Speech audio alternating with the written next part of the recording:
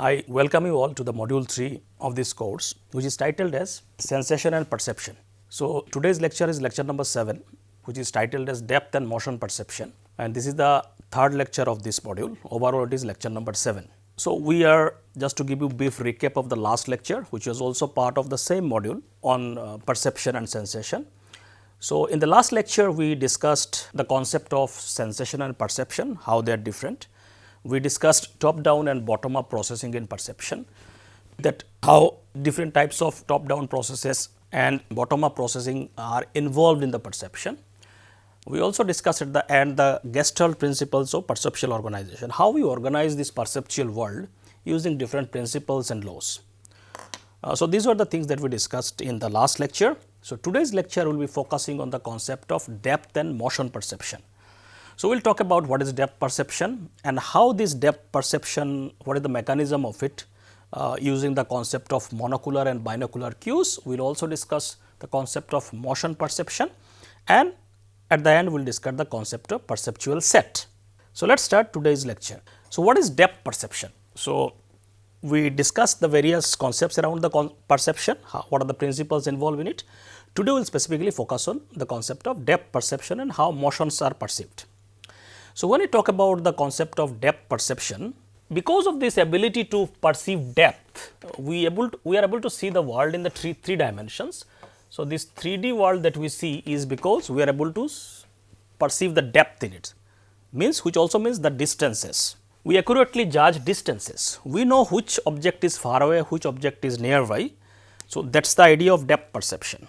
Because of this perception of distances, we are able to create a 3-dimensional world, or we are able to see this 3-dimensional world. This depth perception allows us to move safely, play, interact with our surroundings, because we know which object is far away, which is coming near to us, and so on. All these abilities we are able to have because of this depth perception.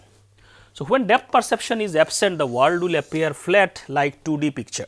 If there are no depth perception, we will see this world more like a 2-dimensional.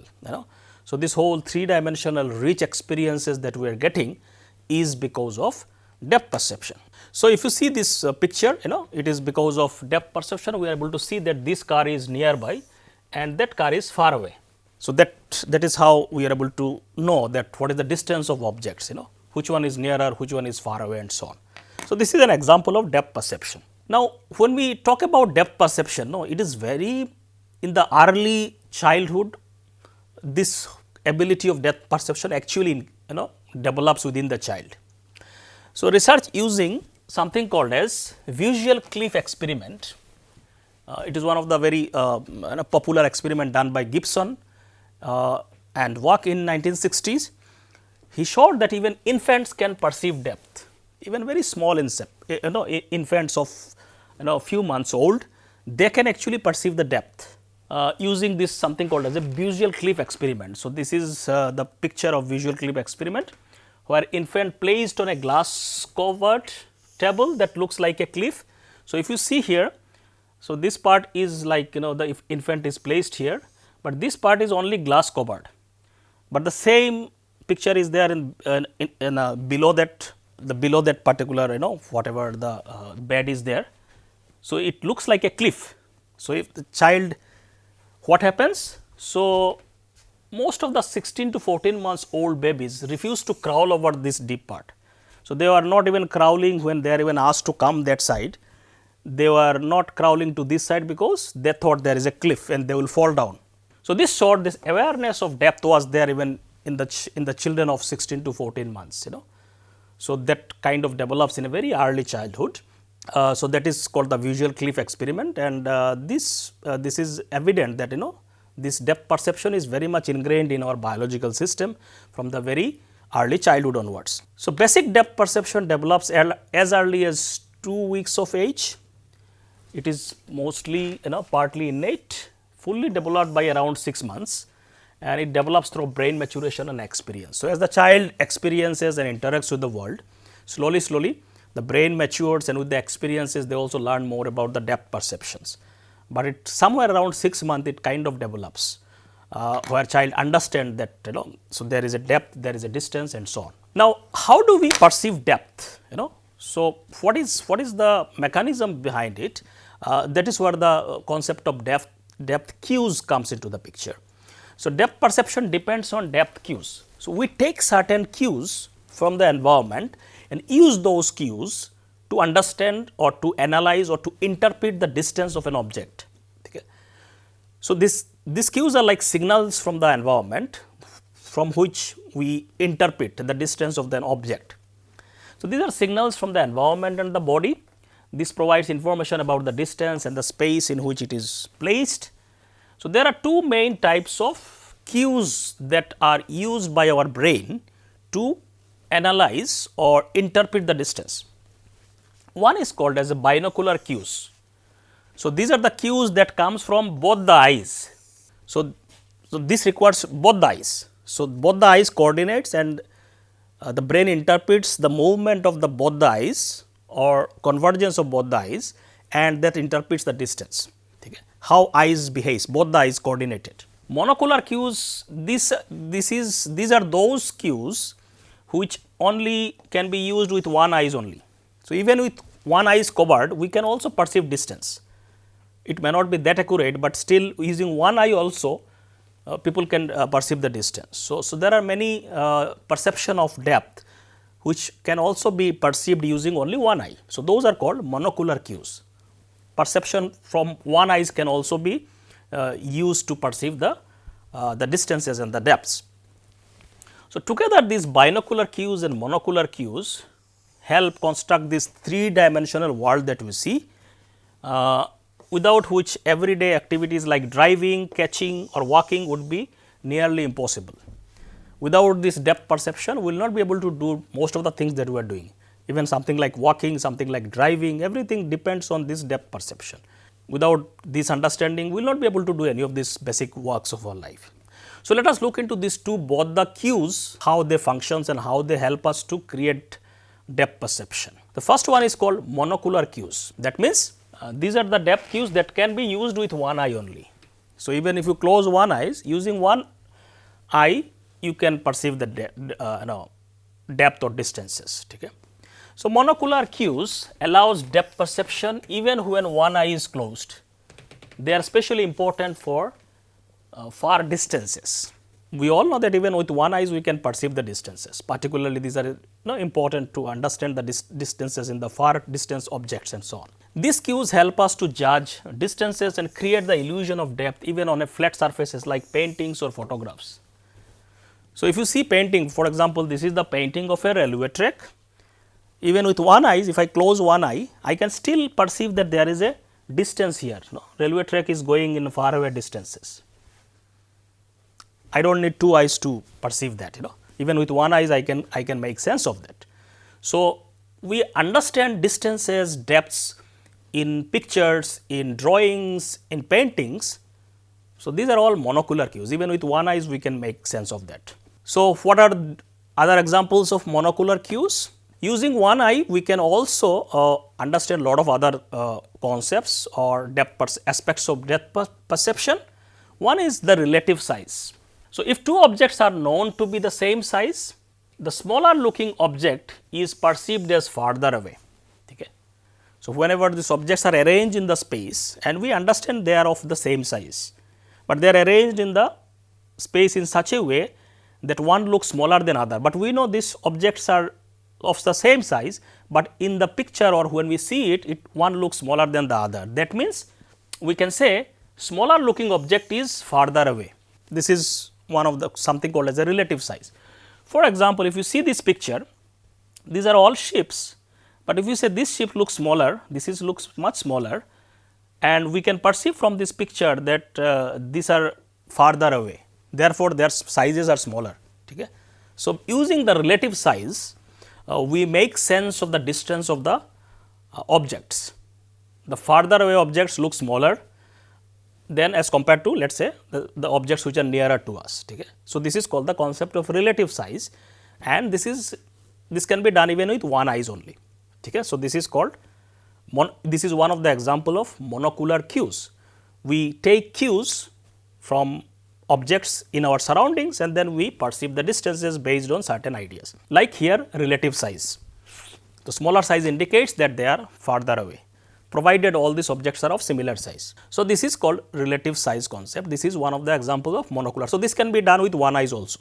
Then comes interposition or overlap concept. What happens here? When an object partly blocks another, the blocking object is perceived as closer. When two objects blocks, we generally what we interpret is that the object which is blocking is nearer to us or closer to us. For example, if this tree is blocking part of the mountain, so I can make sense that this tree is nearer to me as compared to the mountain, because tree is blocking something. So, whatever is blocking should be nearer and the object that is blocked will be far away. So, this is something called as interposition or overlap. So, this can also be done using one eyes also. Even if your one eyes is not functioning, you can still perceive the distance using this interposition or overlap. So, this is another example of monocular cues which we use to interpret the distances. Then comes the linear perspective. This is again also monocular cues. This can be perceived using one eyes also.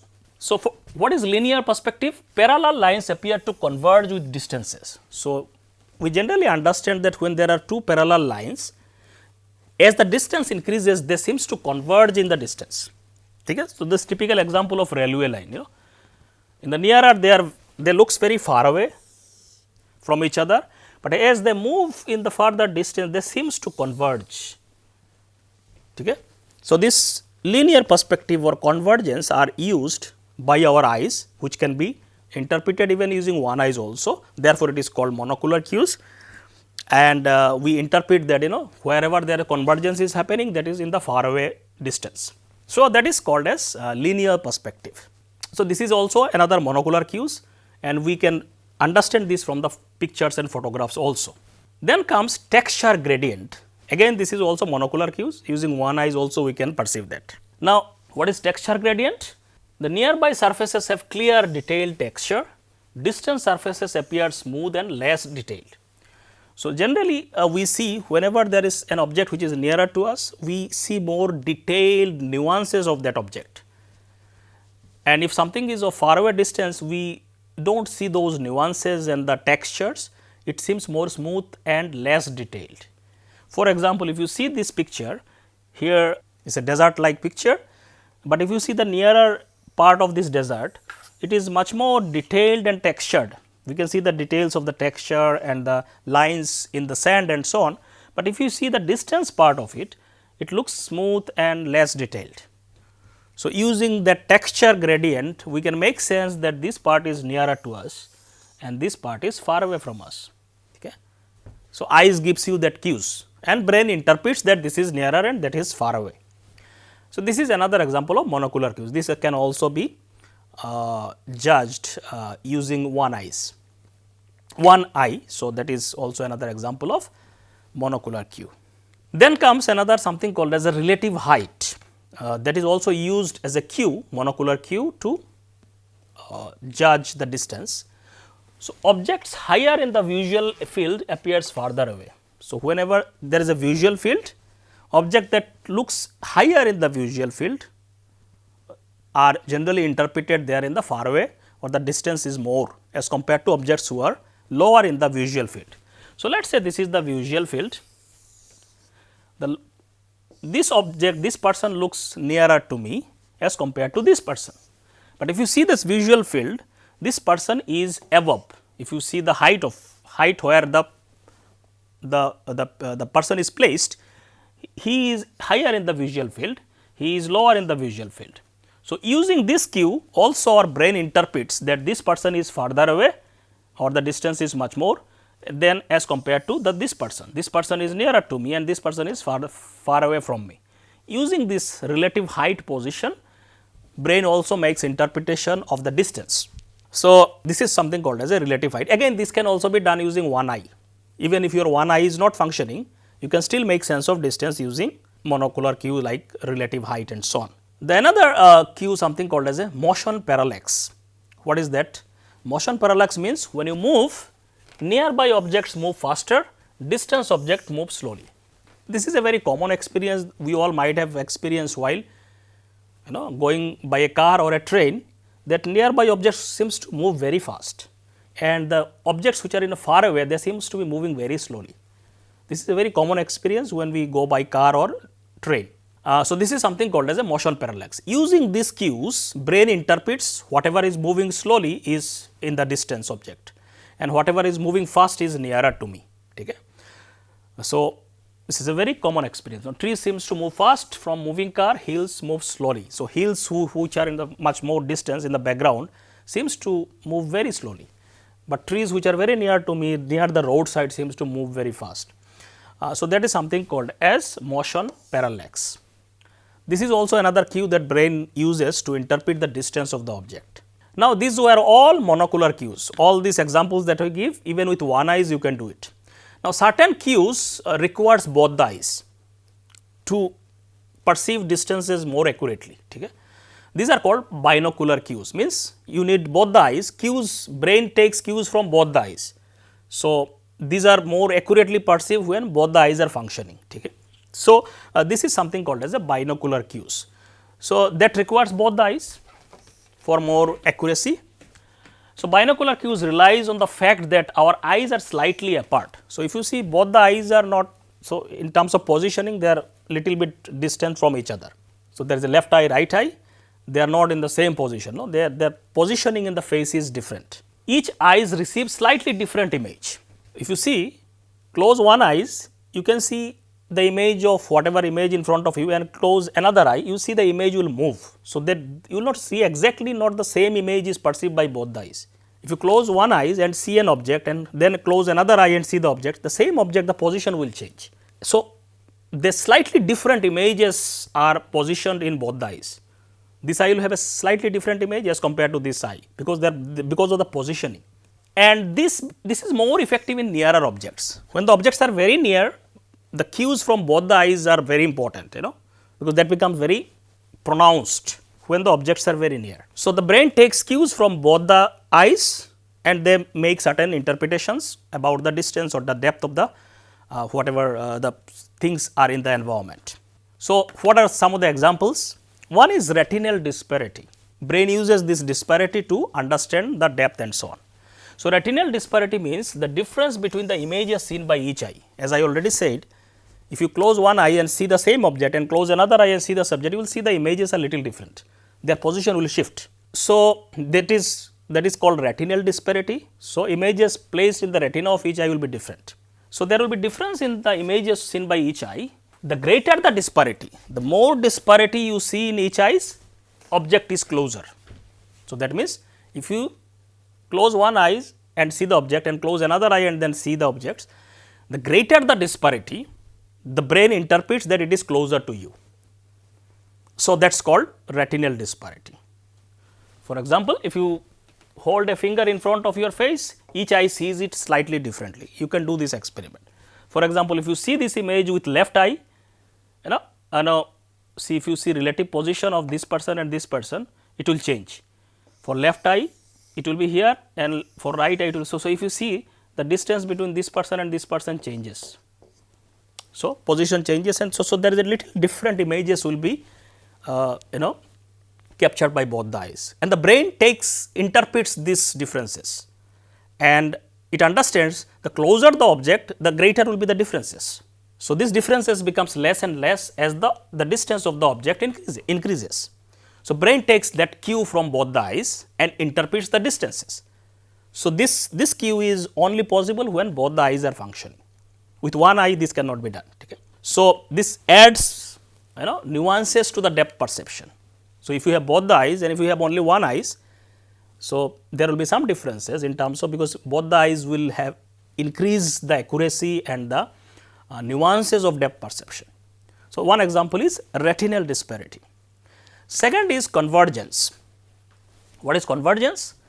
It is inward turning of the eyes when focusing nearby objects. So, whenever we focus an object on an object, especially the nearby objects, our eyes kind of converge, they tilt or just to focus on the object, So, there is a muscle movement of the eyes towards the object, and there is a kind of physical convergence that happens in the eyes. So, if you see this picture, if an object is very close, your eyes will converge, there will be kind of movement of the eyes and there will be sense of convergence here, So, closer the object, more convergence is there.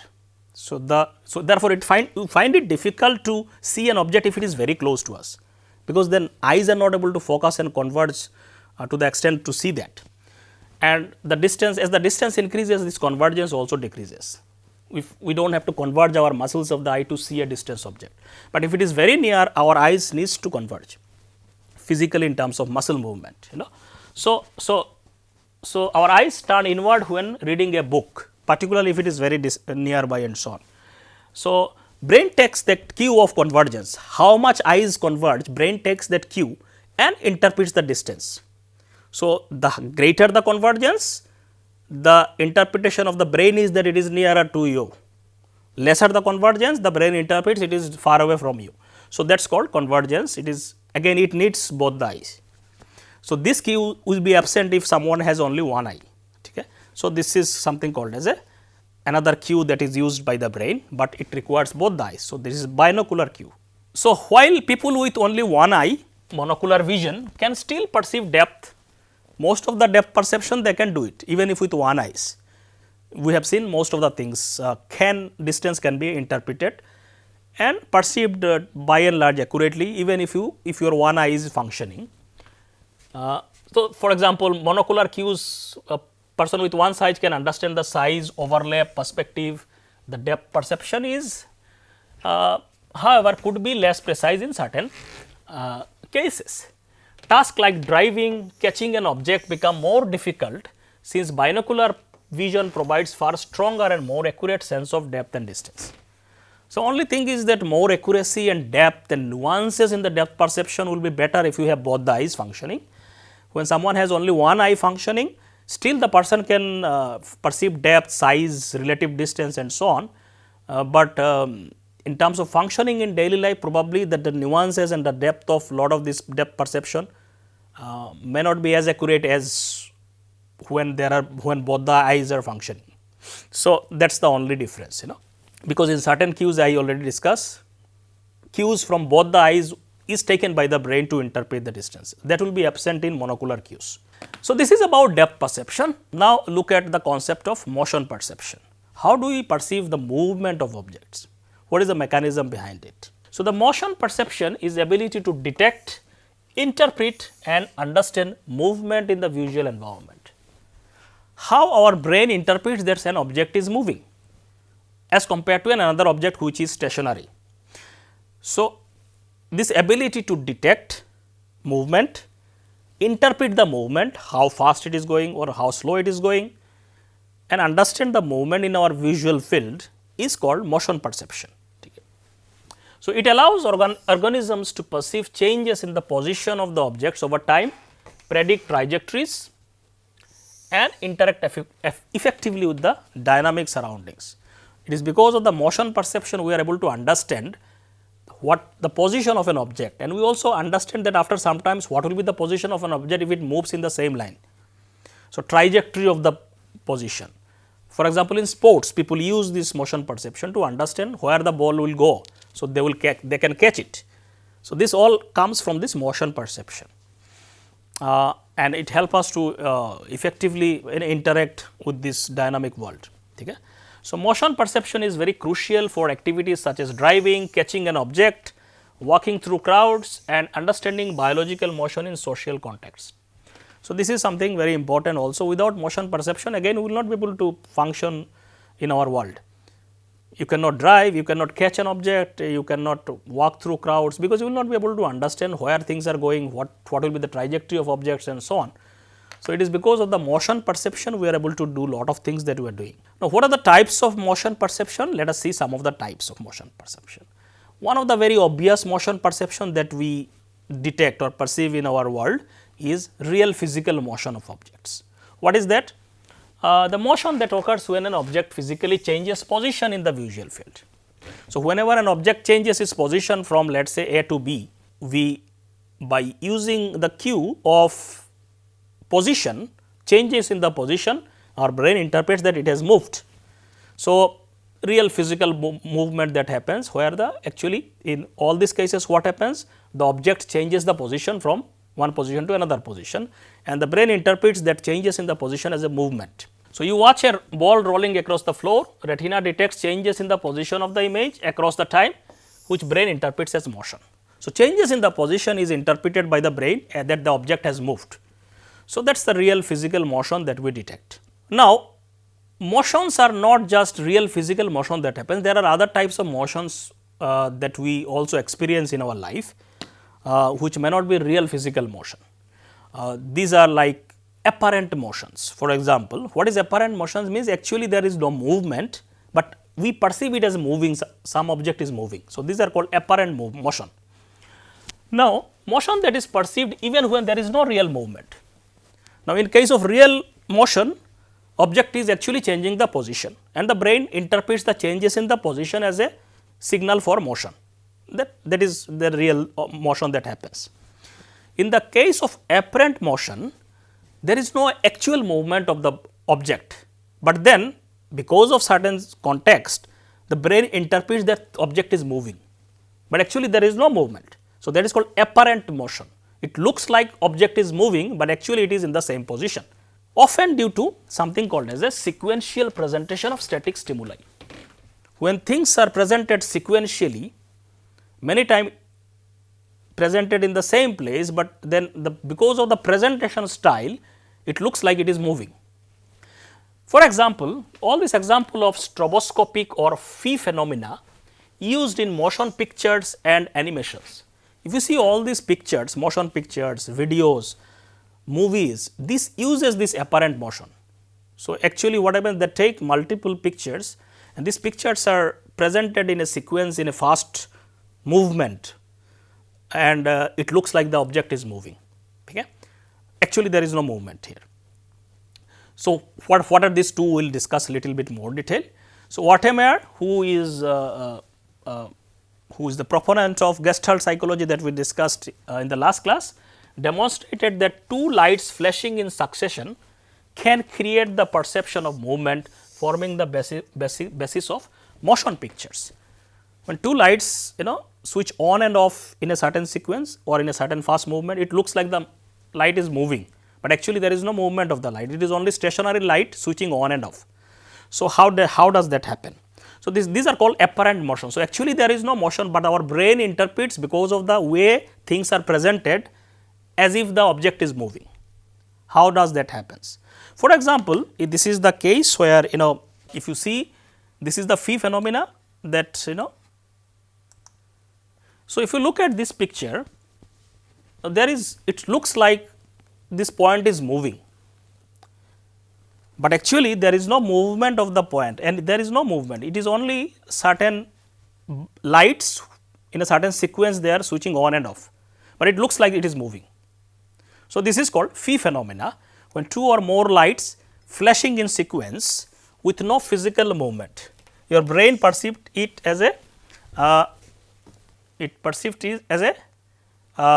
moving single light moving between positions. Although it is little bit slower, therefore, it still one can make sense, but when it is very fast, it looks like the same light is moving across the circles, but actually there is no movement, it is only the different lights switching on and off. So, this phenomena is called phi phenomena. So, there is no actual movement here, but because of the way stimuli are presented, we interpret it as a kind of one light is moving in a circle. So, this is an example of apparent motion.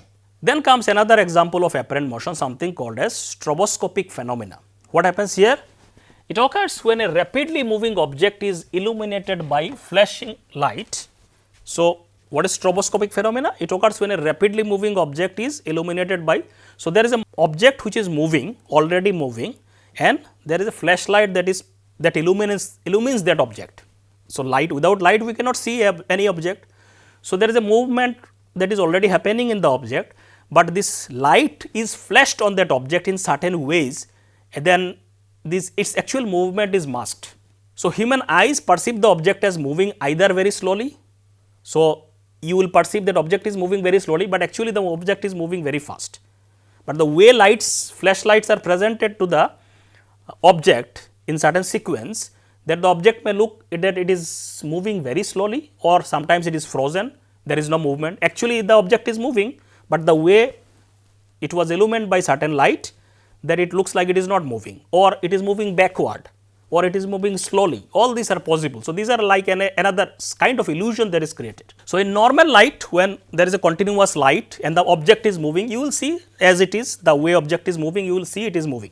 So, in normal light, continuous, your eyes perceived an unbroken stream of information about the moving object. So, you see a spinning fast and correctly. So, an object is whatever the movement, whatever the speed of the movement, you will see as it is, because light is continuous. But in stroboscopic effect, what happens? Light is not continuous. The flashing of light happens in a certain sequence. So, this light only turns on for a brief moment, many times per second. Your eyes only gets information during those flashes. So, you do not see the full picture or the full movement, because the light is not all the time on.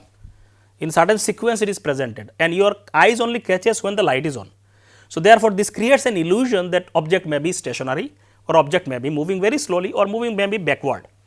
So, everything between flashes is invisible. When there is no flash, your eyes is not catching the movement. So, see, your brain only sees those snapshots movement to work with. So, certain snapshot it takes when the flash is on, and it creates an illusion of certain different kinds of movement, which is actually not there. So, actual movement may be very different. For example, sometimes object may appear frozen when actually it is moving. So, the stroboscopic light, when exactly the same rate as the object completes one rotate. So, whenever the object completes one rotate, the light is flashed, that is it, then it is again switch off. Then it, even though it is moving in between, but you are not seeing it because light is not there. When it completes one circle, again flash is coming. So, you see, you almost looks like this object is not moving, because it is whenever it completes one cycle, the flash comes up. All the other movement you are not seeing because there is no light. So, the object may appear frozen simply because the way light is presented, or object may go backward also sometimes. It is moving, let us say clockwise, you may see it anti-clockwise because the way light are presented. So, the strobe fires just slightly too slow, each flash catches the object just a few degrees before it completes the whole rotation. So, every snapshot is slightly behind the last. So, the object may look like it is moving backward. So, for example, if you see here, now let us say this picture, the first picture looks like it is not moving actually, it looks like frozen. So, it almost looks like in the same frame. The next picture seems to be rotating backward, and another one is forward. So, depending on how the flashlight is presented to that moving object, so these are not both the actual movement, So, depending on how these flashlights were presented, one is looking almost like frozen, not moving at all, another looks like it is moving backward.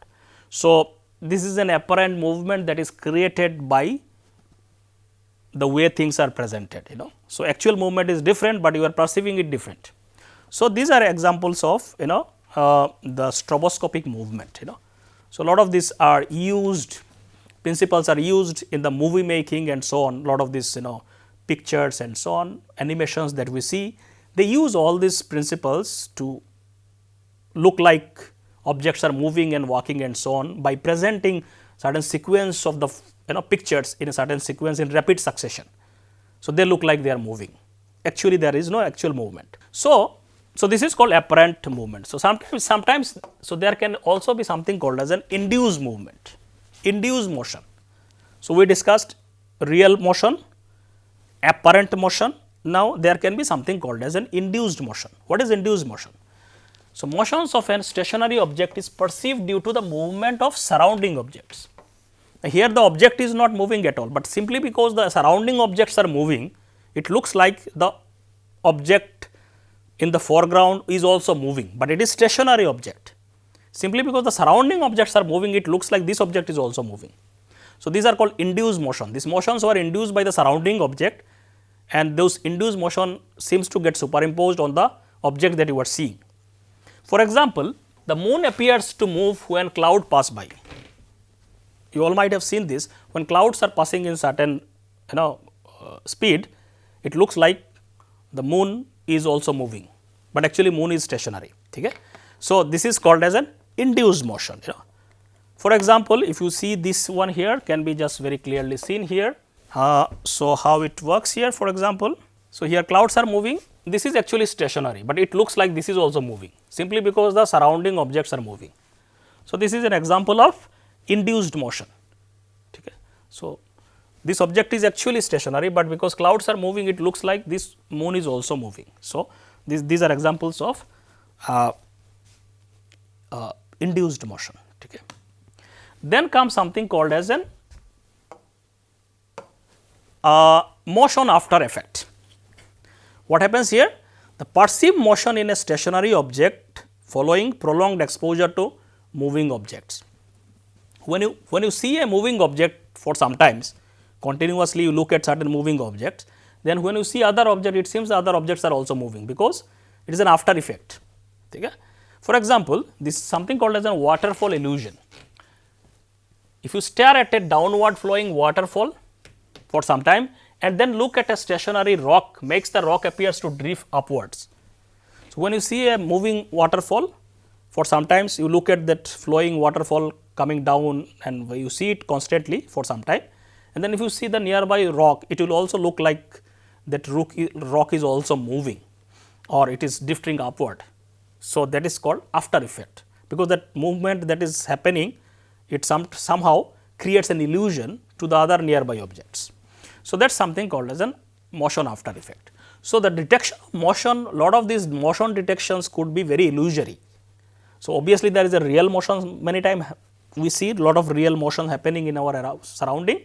Sometimes lot of this motion could be induced, sometimes it could be just motion after effect. So, all these possibilities are there. Sometimes our brain creates the illusion of movement when actually there is no movement. So, that is also possible. So, the movement perception involves certain processes, like some of the basic processes. One is retinal image movement. What happens here? As we track a moving object, its image moves across our retina. So, we track a moving object changing the position. So, its different images comes to our retina, and images in the retina is also changing because the object is changing. Our eyes muscles make fine adjustments to keep the objects in focus, and we compare the moving object to a usually stationary background. Mostly we understand that something is moving because the background is not moving. So, I understand this object is moving because background is stationary. So, when the retinal image of an object enlarges, we perceive it as moving towards us, and when the speed of approaching is estimated by the rate of enlargement. So, brain takes certain cues, as I already said. So, when we see the object is moving towards us, that image increases, size of the image increases, then the brain interprets it is coming towards you. So, retinal image movement is interpreted by the brain as object is moving, whether it is coming towards you, coming away, going away from you, and so on. So, this retinal image movement is one of the main thing which acts as a main ingredient for movement perception or motion perception. Then comes certain neural processing. So, the first is retinal image, then neural processing. Specialized neurons in the brain detect this motion in the direction and the particular speeds. Different neural pathways in the cerebral cortex process at depth, movement and form. So, this retinal image, then it is connected to the brain, parts of the brain through the neural processes, and that brain so that information from the retina goes to the brain through the neural processes or through the electric signals. Then there is an assumptions in perception. Psychologically, we assume the object moves while the background remains stationary. This is why, for example, we perceive bowling balls as moving down the LA, but not the LA itself. So, the idea is then you make an interpretation, the brain makes an interpretation from the image that is coming from the retina, and this information is passed to the brain through neural processes or electric signals, and then brain makes certain assumptions that something is moving or whether it is moving towards you or away from you and so on. So, this is how the broad mechanisms of motion perception that happens. Now, comes to the last topic, which is called as a perceptual set. Now, perceptual set basically it talks about mental predisposition or readiness to perceive one thing rather than another. So, this is a top down processes that we discussed in the last lecture, that because of certain psychological characteristics or predisposition or certain mental qualities that is already there within you, you perceive things maybe differently from actually what it is, because you add your beliefs, your experiences, whatever you know, then you perceive something. So, that is called perceptual set. So, it is a mental predisposition or readiness to perceive one thing rather than another. It shows that the perception is not purely sensory, instead it is strongly influenced by our expectations, belief and so on. So, when we perceive something, it may not be purely sensory information that is coming. We add our interpretation, we add our belief system, we add our expectations, and then we perceive things. So, that is called as a perceptual set. So, many times our perceptions may not be just actually what is there, but what we expect, what we believe, what we interpret and so on. So, a lot of the psychological information or psychological characteristics may comes into the picture to make the perception possible. In other words, what we expect to see affects what we actually perceive. So, if we expect to there is some expectation in to see something, probably you will see that there, even though it may not be there. So, your expectation makes you to see lot of things, okay, in the perceptual processes. So, the nature of perceptual set is a very top down process, means what is there inside you influences what you see. It is guided by prior knowledge and experience. It helps us to interpret ambiguous and incomplete sensory information quickly. So, even if you there are a lot of gaps to fill, but you automatically fill it through your all existing knowledge. It can lead to perceptual errors or biases. So, many times we have many biases in perception. We do not see actually what is there. We are biased in certain ways. So, those are called perceptual sets. So, it is a mental framework that help individual organize and interpret sensory input. Okay? Certain framework we use, certain lens that through which we see the world. Okay? So, these are kind of certain perceptual biases that we have.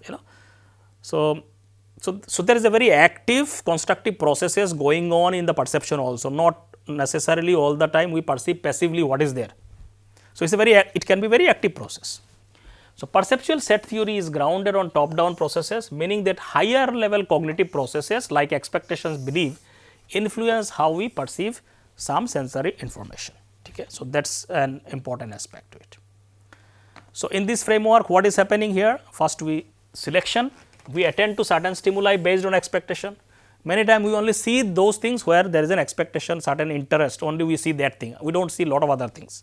So, we select based on our expectations, then we make some inference, we make assumptions about those ambiguous stimuli, particularly with certain prior knowledge, especially when the stimuli is very ambiguous. We use our prior knowledge to say, okay, this should be this or this may be this. Then we interpret, we assign meaning and align our existing mental framework. So, mostly it always aligns with our certain framework that we use. So, these processes ensures perception is faster and more efficient, but they can be biased and certain errors also. It makes perception very fast, but then it also creates certain biases or errors in our perception also. Let us see some of the factors which can influence our perception, like certain top down processes. One is expectation, as we say, expectation can influence what you see, what you perceive. So, prior expectations prepare the brain to perceive certain stimuli. For example, if you expect a phone call, you may hear your phone ringing even when it has not. Let us say you are expecting very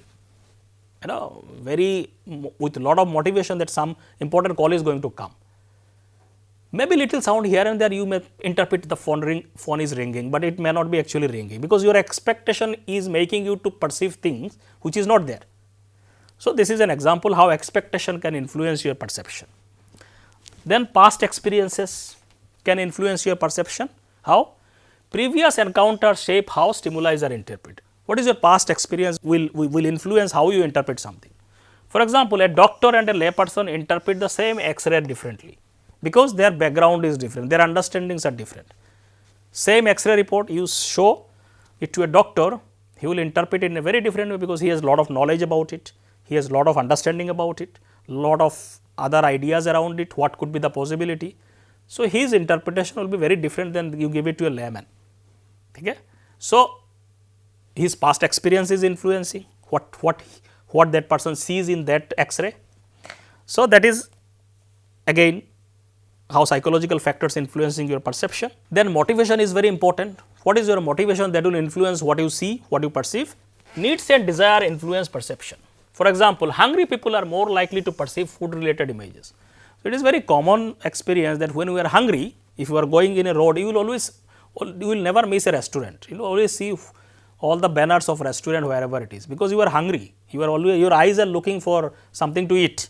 So, you will see all the banners of restaurant, probably you might have not seen earlier, because you are motivated to eat. So, you will see all the eating related images or stimuli. It will motivate you to look and perceive those objects. Then emotional states also influence your perception. Emotion can bias perception towards mood consistent interpretation. For example, an anxious person may perceive neutral faces as threatening. So, let us say you are lot of anxiety, you are feeling lot of anxiety and stress. So, you may perceive lot of neutral stimuli as threatening, because you are in a state of anxiety. Your emotion is influencing your perception. Okay. Let us say you are very fearful and you are walking alone, little bit of some sound may make you much more fearful as compared to, let us say, when you are not afraid. So, because of their fear as an emotion is influencing you what you see. You may interpret little bit of sound as some danger, because you are fearful. So, your emotion is influencing your perception. Culture can influence your perception. Cultural experiences shape what individuals expect to see. What collectively you have learned from the culture, from the society, can also influence what you see. Okay? How do you interpret things? So, cultural background can affect, for example, one study by Hussain found that cultural background can affect depth perception in images. How people see the distances of object and what is there in the object, even in the picture, culture can influence. For example, what was the study is all about? So, Hussain picture perception study, what he did in 1960, participants were shown a drawing where a hunter is aiming a spear, and in the picture there are two animals, one an elephant and an antelope placed at different distances. So, hunter is trying to hunt an animal, but in the picture there are two animals, one was elephant and one was antelope. So, and the participants were from the two different cultural background. So, what was their finding? His finding, Western participants interpreted the picture using depth cues. They used proper depth understanding in the picture and said that hunter was aiming at the antelope which was farther away. So, even though antelope was farther away, they said the hunter is trying to kill the antelope even though it is in the distance is more. Western participant. Many African participants with little exposure to this picture said the hunter was aiming at the elephant because it looked larger in the picture. So, they did not use the proper cues of the depth in the picture because they are not exposed to a lot of these pictures. So, a lot of these African participants, they said because the hunter is trying to kill the elephant because it looks larger in the picture. So, some cultural understanding collectively what you have exposed, all this can influence how do you perceive certain perception. It is influenced by even so your cultural background also. So, people who grow up in cultures with pictures, photographs and drawing learns to interpret depth cues more because they have been exposed to such pictures and so on. Those without such cultural exposure may rely on only apparent size, because then bigger size may look like this is an important thing or something like that. Their interpretation could be little different. So, how do you expose, what is your existing knowledge, all this can influence the perception. Now, let us at the end just talk about some applications in the real world. Some of the concepts that we discussed, we have already discussed also in the first lecture of sensation, how the knowledge of sensation is used by the advertiser, by the companies, particularly to influence consumer behavior and so on. Let us see some of these perceptual principles, how they have been used. They can be used in certain real world. For example, one study or some studies indicate that a lot of these Gestalt principles that we discussed in the last class, principles of figure ground, similarities and continuity and so on, which by which we organize things in our perceptual world can also be used to design mobile apps and so on. Okay. Because if you see mobile app, this has a lot of informations, and how do you properly arrange those information in the app, influence the user satisfaction and so on. So, a lot of studies show that using those Gestalt principles, they can make the user experience much better, like in a lot of these mobile based apps and so on. So, this study highlighted that Gestalt principles like proximity, similarity, continuity and closure that we discussed in the last class are essential for organizing visual elements in the real world and also in the mobile apps, okay, like food delivery apps and so on. And using those principles, we can reduce the cognitive load and increase user engagement. So, if you use those principles, make it simple and use those organizing principles, then people find it much easier to navigate this app and there is a less load on their mind. So, they find it easier to navigate, and when something is easier, people engage with it with more motivation and so on. So, this study indicates that principles when applied to app designs facilitate intuitive navigation and create cohesive user experience. So, user experience was much better from this study. They kind of tested these principles with the real subjects. So, researcher redesigned a lot of this mobile prototype using principles like proximity, simplicity that we discussed. When tested with users, the redesigned interface led to 63% reduction in performance time and 66% reduction in the number of clicks. So, basically to act out something that the time required to do something reduced and the number of click that is required to do something also reduced when these principles were used. Heat maps, they also use heat maps showed when the users were using the app that user attention was guided more intuitively, proving that these fundamental perceptual laws are not just academic concept, but powerful tools for enhancing digital usability and so on. So, this is just one example that shows that how a lot of these perceptual principles can be applied in product design, in a lot of this digital marketing and so on, and they are using actually in terms of enhancing user experiences, making it better, so that people find it intuitively appealing and more engagement is there and so on. So, with this I stop here. So, these are some of the things about sensation and perception. So, in this module we discussed the various aspects of sensations, perceptions, their applications, their principles and theories. So, with this I end this module and this lecture. Thank you.